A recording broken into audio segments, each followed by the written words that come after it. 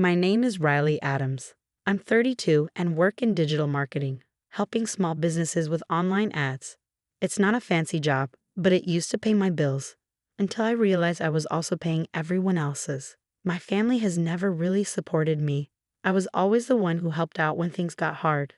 While my step-siblings live carefree lives, I pay for everything: bills, the house, my stepsister's college, even helped my stepdad's business, all without telling anyone. I didn't expect a thank you. But what I didn't expect was how they treated me, like I didn't matter. They made fun of me, especially my stepdad, Tom. He always mocked my job. Digital marketing, he'd say. That's not a real job. You should be more like your brother. He runs a real business. No matter what I did, I was never good enough for him. I stayed quiet for years, doing everything I could for them because I thought that's what family was supposed to do. But deep down, I was tired and hurt. My mom wasn't any better. She never stood up for me. When I tried to tell her I was overwhelmed, she just told me to keep quiet. This is what family does, she said. Her coldness hurt more than anything. She didn't even care enough to defend me. One night after dinner, Tom made another rude comment about my job. Emily, my stepsister, smirked. My brother Kyle didn't look up from his phone. My mom said nothing. I felt crushed. But this time, something in me snapped. I'm done, I said. I'm not paying for any of you anymore. Everyone went quiet. Tom looked angry. You can't just stop because you're tired. It's your job to help. No, I said. I've been helping for years while you all laughed at me. I'm done. I'm leaving. My mom finally spoke. Don't be silly. Where would you even go? I'll figure it out. You don't need to worry about me anymore. I grabbed my bag and walked out. I didn't look back. Leaving was hard, but I knew I had to. I was done being used. That first night alone felt strange. It was quiet and lonely, but freeing. I didn't have to pretend anymore. As the hours passed, I realized I couldn't just leave without showing them the truth. They had taken advantage of me for too long.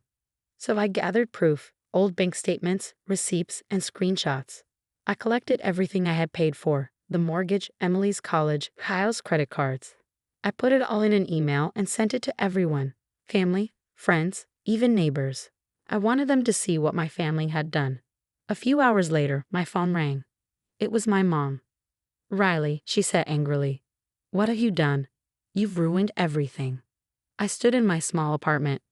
Ruined what? The fake image you had. You all used me and never even cared. Now it's your turn to deal with it. She was silent. A quiet voice came through the phone. It wasn't angry or mean. It sounded unsure, almost shaky.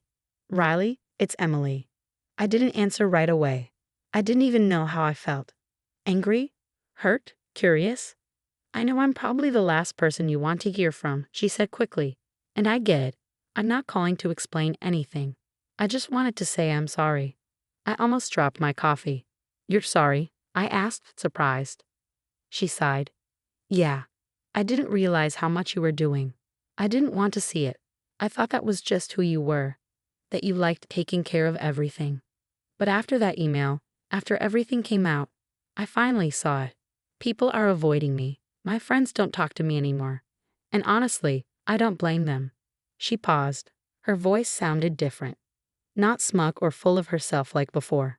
I wasn't sure if she truly meant it or if she was just feeling the pressure. Still, I let her keep talking. Tom's angry, she said. Kyle's pretending everything's fine, but he's falling apart. And Mom, she keeps saying this is all your fault, but I think she knows it's not. She's just scared. We all are. But you were the only one who actually helped, and we treated you horribly. I stayed quiet, thinking about what she said. I'm not asking you to forgive me, Emily said softly. I just wanted you to know that I understand now, and I really am sorry. For the first time in a long while, I felt a little lighter. Not because I forgave her, not yet, but because maybe someone finally got it. Thanks for saying that, I said. My voice was calm, but careful. It doesn't fix everything, but it's a start. I get that, she whispered. I'm looking for a job now. First one I've ever had. I've got a lot to learn. I couldn't help but smile a little. You'll manage. It's about time you learned. We said a few more awkward words before hanging up. But that call stayed with me. It wasn't full justice.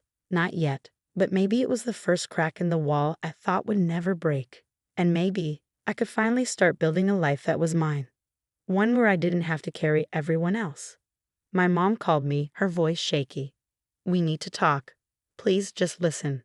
She sounded desperate, but I didn't feel bad like I used to. I was tired of it all, but I let her speak. "I don't know what you did, but everything's falling apart," she said. "Tom's business is gone, the kids are upset, and now everyone blames me. They keep asking me for answers, and I don't have any. I didn't realize how much you were doing for us, Riley. I was wrong. I should have stood up for you." She was finally admitting I'd been right all along. But it didn't feel good. It felt empty, too late. "I'm sorry," she said. "Please come home. We can fix this." I paused before answering. "No, Mom. It's too late. You chose to ignore everything for years. You let Tom treat me badly, and you let the kids do the same. I'm done trying to fix everyone else's mess while no one cared about mine." "I didn't know," she said softly. "You should have," I replied. "I've always tried to help you, but I'm done now. You'll have to deal with the consequences." I hung up. It didn't feel like a victory, but I had said what I needed to say. In the days that followed, my family's world kept falling apart. Tom went bankrupt. My step-siblings, who used to look down on me, were now struggling. Emily had to leave school because she couldn't pay tuition. Kyle lost his house. But it wasn't just money. They were learning what life was like without all the help they used to get. Their comfort and pride were gone, and they had no one to blame but themselves. And for the first time, I felt free. Not because they were suffering, but because I had finally walked away. I wasn't their helper anymore. I was focused on me now. It still hurt sometimes, seeing how messy the ending was. But deep down, I knew it had to happen. They needed to feel what I had felt. That was the only way they might ever change. Then my phone buzzed. It was a message from my old friend Kelly. "I heard about your family. Are you okay? I'm here if you need to talk." I smiled a little. She always reached out at the right time. I called her back. "Riley?" Kelly said, sounding concerned. "Your mom's been calling me. What's going on?" "I'm fine," I said. I cut ties with them. They never appreciated me, and I realized I was giving too much. "I'm proud of you," she said. "Just make sure you're taking care of you now. Don't let their mess pull you back in." Her words meant a lot. I had spent so long being the one who held everything together. Now I was finally— "What do you want?" I asked. "I've been thinking about everything," she said. "I'm sorry. We were wrong. We took you for granted. Now everything's ruined, and I don't know what to do." I was surprised. "Why now?" I asked. "Because everything's falling apart, and I don't have anyone else. I need your help, but I know I don't deserve it." I could have told her to leave me alone, but some part of me still had compassion. "I'm not fixing this for you," I said. "You have to do the work. But if you're serious about changing, I'll help, but you'll have to earn it." She was quiet for a second. Then she said, "I'll do whatever it takes." In the weeks that followed, I kept my word. I didn't take on their problems, but I didn't shut the door completely.